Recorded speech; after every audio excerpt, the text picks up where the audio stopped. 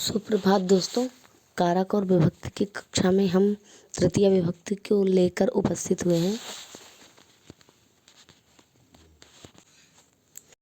वाक्य में जिसकी सहायता से कार्य किया जाता है उसमें तृतीय विभक्ति होती है। जैसे कलमेन पत्रम लिखति, रचना कलमेन पत्रम लिखति, कलम से पत्र लिखती है। तो यहाँ पर किससे कार्य हुआ? कलम से, लेखन से। तो लेखन का जो कार्य है वह कलम की सहायता से किया जा रहा है, अतः लेखन में सहायक होने के कारण कलम में तृतीय विभक्ति होगी। रामः रावणम बाणेन हतवान, राम ने रावण को बाण से मारा। इस वाक्य में रावण को मारने में बाण प्रमुख साधन है, अतः बाणेन में तृतीय विभक्ति है। चलिए देखते हैं किन किन शब्दों में तृतीय विभक्ति होती है। अधोलिखितेषु मतलब नीचे लिखे हुए शब्दों में तृतीय विभक्ति होती है। वाक्य में ये शब्द जहाँ भी आए उसमें तृतीय विभक्ति होती है। जैसे सह का मतलब साथ। यदि साथ वर्ड आ जाए किसी वाक्य में तो वहाँ तृतीय विभक्ति होती है। सार्धम का मतलब भी साथ होता है। सदृशम मतलब समान होता है, इसमें भी तृतीय विभक्ति होती है। समम मतलब साथ होता है, इसमें भी तृतीय विभक्ति होती है। जैसे सह का उदाहरण है, सोहनः रामेण सह गच्छति, सोहन राम के साथ जाता है। गोपालः रामपालेन सार्धम क्रीडति, गोपाल रामपाल के साथ खेलता है।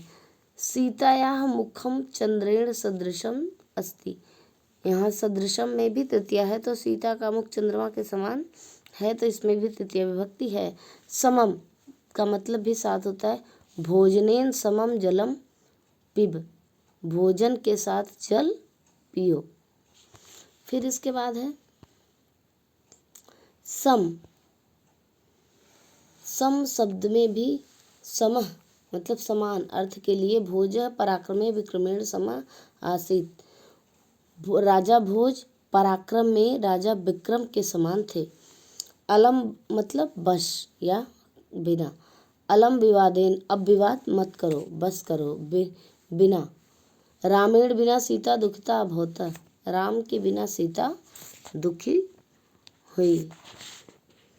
अब है जिस अंग में कोई विकार प्रदर्शित हो। विकार मतलब किसी अंग में विकृति हो, तो वहाँ तृतीय विभक्ति होती है। जैसे देवदत्त नेत्रेण कालः अस्ति, यहाँ नेत्र से काना है तो नेत्र में तृतीय विभक्ति होकर नेत्रेण हुआ। अश्वः पादेन खंजः अस्ति, घोड़ा पैर से लंगड़ा है, इसलिए पादेन में तृतीय विभक्ति का प्रयोग हुआ। नेक्स्ट पॉइंट है जब वाक्य में फल प्राप्ति या कार्य की पूर्णता के अर्थ में समय की निरंतरता का बोध हो। समय की निरंतरता मतलब लगातार कार्य होने के का बोध हो, तो उसमें तृतीय विभक्ति होती है। जैसे रामः सप्ताहेन पुस्तकम समाप्तवान, राम ने एक सप्ताह में पुस्तक पढ़कर समाप्त कर दिया। बालः सप्तभिः दिवसैः निरोगः जातः, बालक 7 दिनों तक निरोगी हो जाएगा।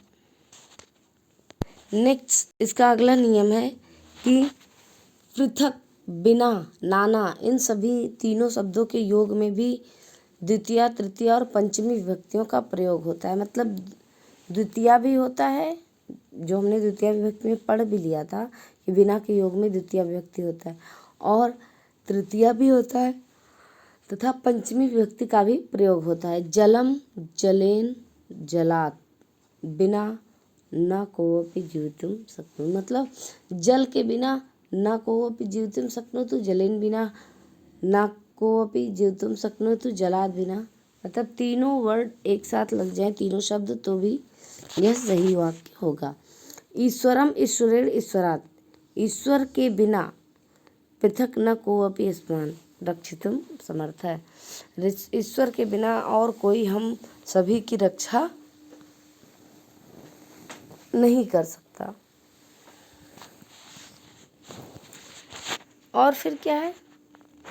विद्याम विद्याया वा नाना सुखम,